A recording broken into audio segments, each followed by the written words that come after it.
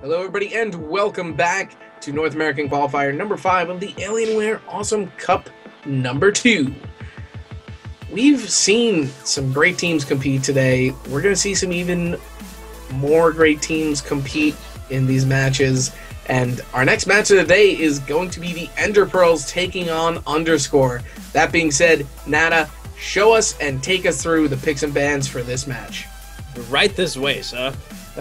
We are looking at the first Ribbit game of the day, so we're going to be seeing lots of mid control and bouncing up and down using the bouncer, elevator, whatever you would like to call it.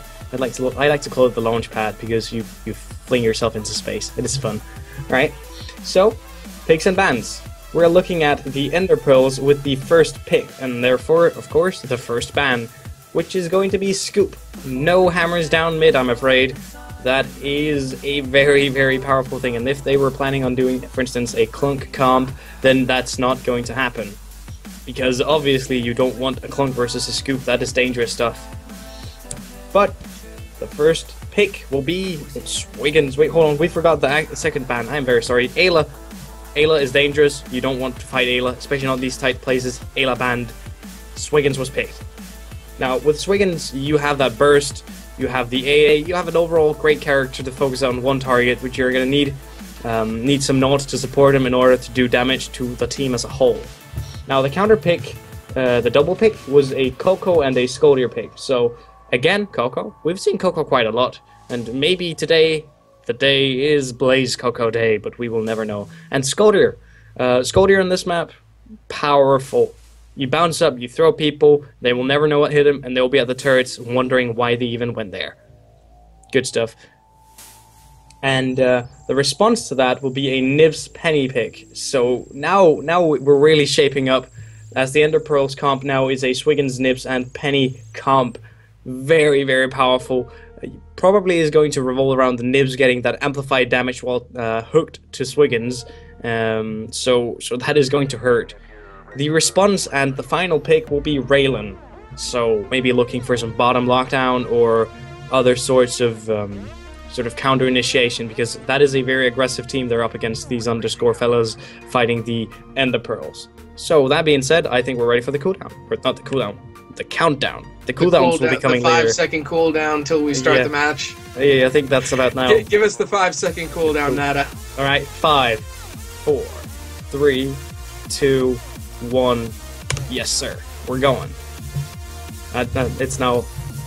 We're now on like a 20-minute cooldown, so. maybe if not longer. Most of our matches have been around 20 minutes. I'm going for the assumption there that the base pickups, throw, and the rubber ducky stun on punch. That's the first time we've seen the piggy into ducky in this entire tournament, actually. Ow. And we see that huge engagement starting out already as Snack picks up Hurley Bird on the exchange. Mr. Manager looking to pick up Dexy. Dexy is going to be in a bad situation, but look at Snack going in, gets the fire. Snack will be able to pick up the kill on Mr. Manager, and that is going to be the first 2 kills within the first minute coming out in favor of the Ender Pearls. As you said before, this is a very aggressive team, and I'm not sure about that last pick as Ray. Oh, wow. Look at that. Had that Penny hit, the pounce, that would have been another kill. We're looking at some really, that's high octane plays. High octane, pure 97% petroleum. Not sure. Attacks. Not sure how much petroleum is going on there, but we do have ink from Swiggins. Not sure if that's burns or not, but we have it. Well, we also have the Coco ball. Oh, yeah. Some more high octane attacks, I would say, as Mr. Manager goes to pick up that ball into that midsection. But as I said before, I'm not really too sure about that Raylan pick. I am always sure about Raylan picks, but well, maybe not, but I think it can work. I just think they have to change their playstyle, because right now they are very, very passive. We're looking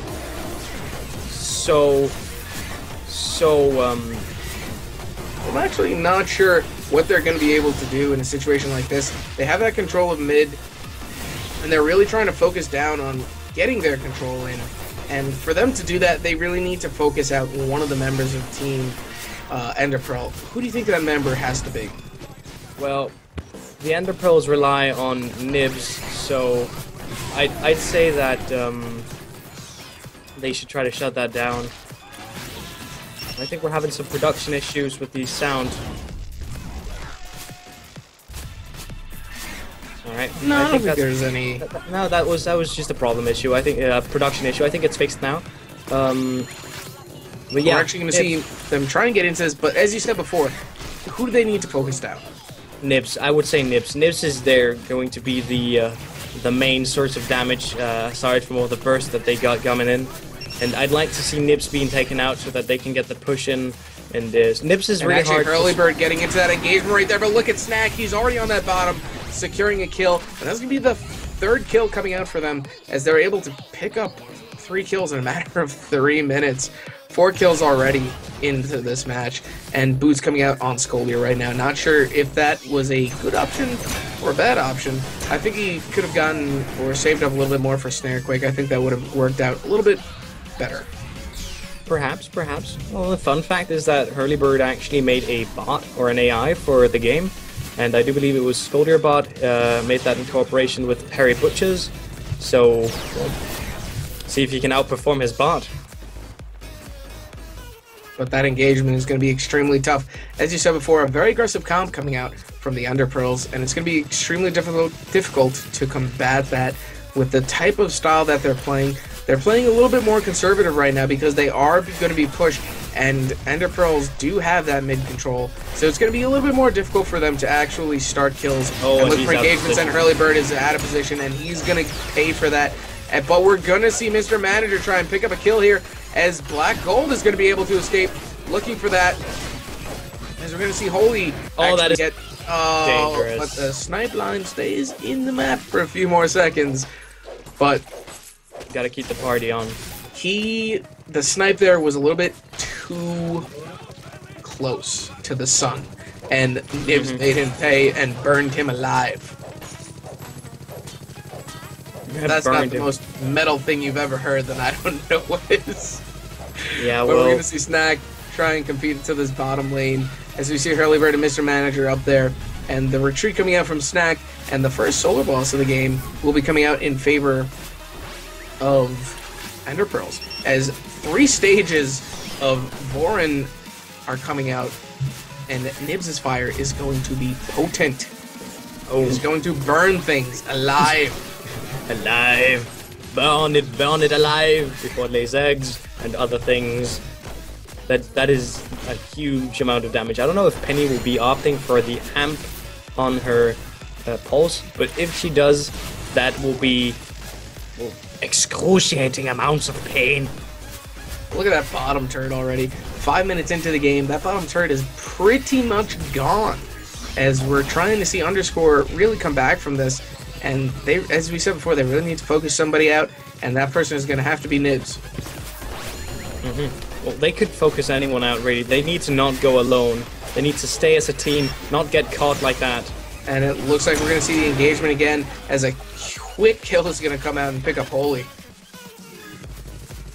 See, that's what I mean. If they were all together, they could maybe have done something, but 1-on-3, that is what EP is doing very well right now. They're picking their fights 1-on-3, and the Underscore keep going out in the sense of false security, but every time they get picked up, because these Ender Pros, they go around and they actually do a pretty good job of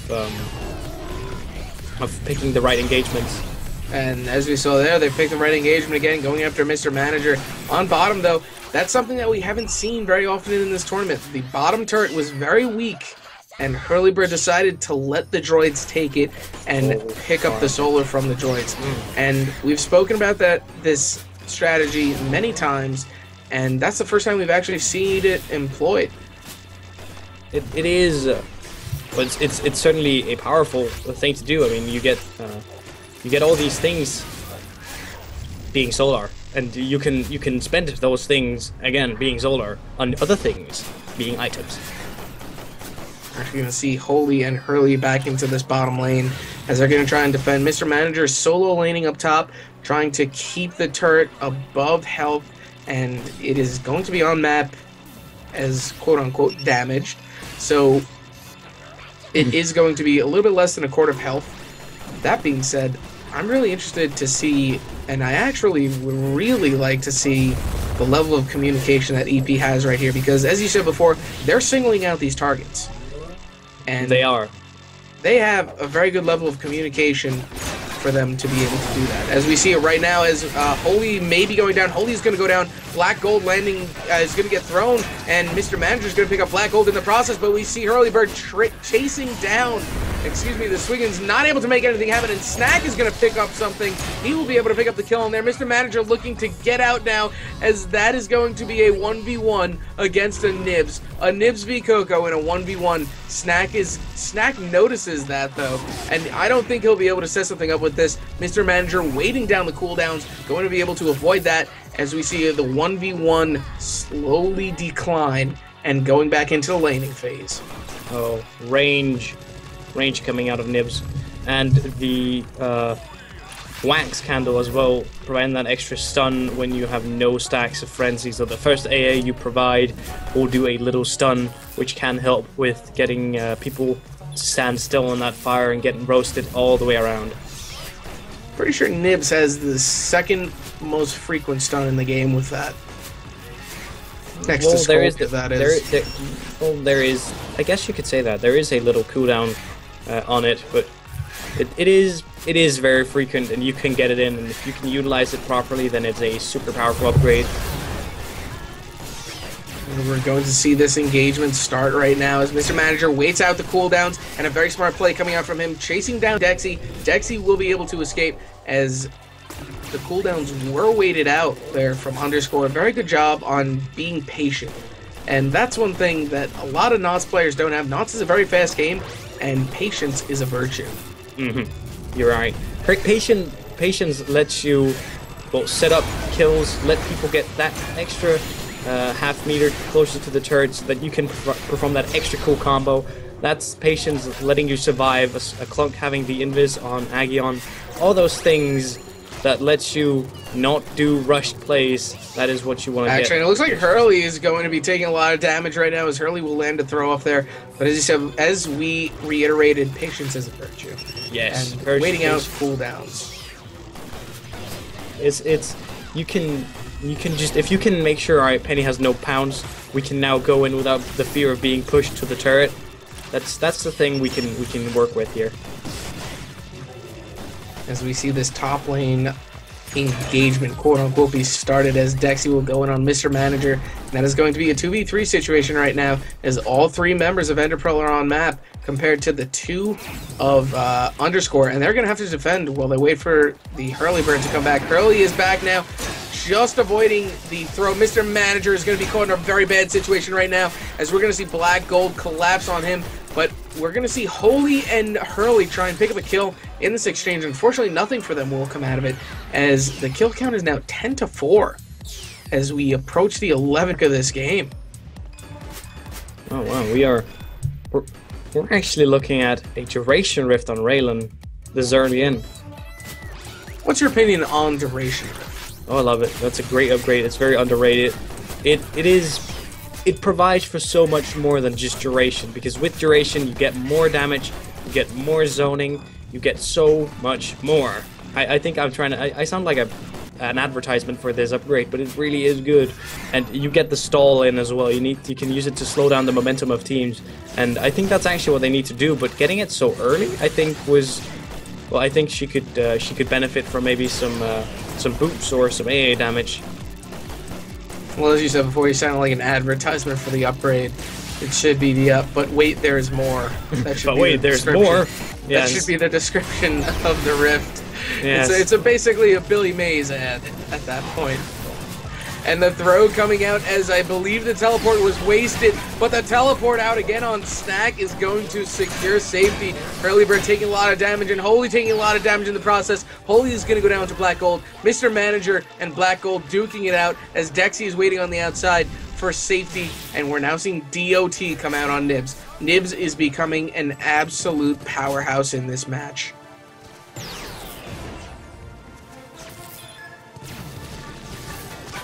I believe your mic may be muted, Nada. That is correct. There is a button for that, and it happened. I do agree with you, and the Nips needs to go down. As we're going to see Mr. Manager duke it out Black Gold again. And this has been the tail of the tape for the day. Mr. Manager versus Black Gold. We've seen them engage with each other quite a few times at this point. And majority of the time, the Ender Pearls have been with them to secure kills. But in the 1v1s, Mr. Manager has been able to hold his own against them. Well, Coco is a very, very powerful, no, enough the bunch. I think she's the most powerful one, especially versus this comp. You have Penny versus Coco. If Coco builds the Blaze right, Penny will not stand a chance because her jumps will be so hurt by the Mr. Manager is actually looking to pick up a kill right there as Snack is going to be dealing a lot of damage to Mr. Manager. We're seeing Dexy in the mix right now as Black Gold is back into the fray. Hurley taking a huge anchor from the Swiggins as the Rift is going to secure some safety for the entirety of Underscore. Well, Underscore needs to... They need to focus out the Nips once again. It's hard, and the reason they need to do it is because it is hard. As soon as she's out, you have so much more of a presence on the map, and they will be able to push, and they will be able to do all these things that are needed to be done. I mean, once they can push out and retake control of mid, I think they'll be able to secure a turret or two. Yeah, I mean, turrets are already taking a bit damage. They have been poked a bit. We're looking at, like, that's a third turret HP gone, and that's 2/3 HP gone on top. So effectively, they have taken out one turret, but split up, I guess. But they need to get the full turret down, get that extra solar, and get back in the action. They need it. The solar difference is quite staggering at this point. As we're seeing actually a 600 solar difference between a few members. 500 to 600 is the actual average right now between the solar differences on both teams. Holy, and look at this collapse already. You see it right there, and Holy is just, he's overwhelmed by that quick presence, and actually Holy will be able to pick up the counter kill, and we may be seeing a double counter kill as Mr. Manager is going to pick up Dexy. Dexy goes down, and now Black Gold is going to be on the run, securing some HP, and Nibs is going for the Starstorm statue. That's so much damage. That is damage with damage on top, and also damage over time. Did we mention damage because there is damage too? It's a damage Sunday. Yes. Literally. On a Sunday. On a Sunday. We have everything here. And also it's not cool, it's pretty damn hot. Nibs is going to the store. I'd like some damage. Can you give me a side of damage with that though? And don't forget the damage. Yeah. Oh, and get some damage over time, please. That would be great. Thanks. Thanks, yeah. And then some stun to drink. That'll be good. Some stuns to drink and more damage, please. I think people get the point now. I think our lovely viewers here have understood that Nips is indeed damage with the wings. It's death. It's death on wings. Coco is death on a hoverboard, and just Swiggins is death. All these characters are death right now. But we're seeing the engagement start right now as Mr. Manager looking to pick something up right now. Hurley's going to probably get picked up in the process. Hurley does go down, but that knockback ball? That knockback ball from Coco is going to launch Dex into the turret and secure a kill. And it looks like Mr. Manager is going to get hit with DOT right now. He needs to get back, get some help, as Holy is now back on map, trying to clear up these lanes a little bit. Yeah, Coco is really the playmaker for the underscores right now, and it's important that Coco gets the right initiates, not going in 2v1 or 1v3 right now, because that is not good positioning. Not good positioning at all, as we said. And look at that ball coming out as Snack is going to be taking a lot of damage, and Gold is going to be dealing a lot of damage at the same time as Mr. Manager goes down to Black Gold. But we see Hurley and Holy trying to set something up right now. That Duration Rift really coming out, dealing a lot of damage in a very short amount of time right there to Dex, as he's going to take a huge hit. Hurlybird's taking a pulse from Black Gold, as Dex is going to be forced to clear up these lanes a little bit more, avoiding snipes narrowly, as we see Snack looking to secure something. Nothing going to come out of it though, as he realizes he is not set up for a team fight and will not be able to pick up a kill. Oh yeah. See, something I'd like to see happen more would be the knockback behind the rift, and then when they're trying to get out, stun punch in the rift, stack up those stuns, and just go to town on them. Very powerful strategy, definitely. I think it could be done. Oh, Raylan, they're waiting for Ray to overcommit. There you go. And there we go. They overcommitted just a little bit. Nibs got the teleport in behind for the body blocks, and we saw them go in. Dex is going to be taking a lot of damage, but the entirety of EP is with him. The silence coming out on Pulse, and Mr. Manager taking a huge chunk of damage.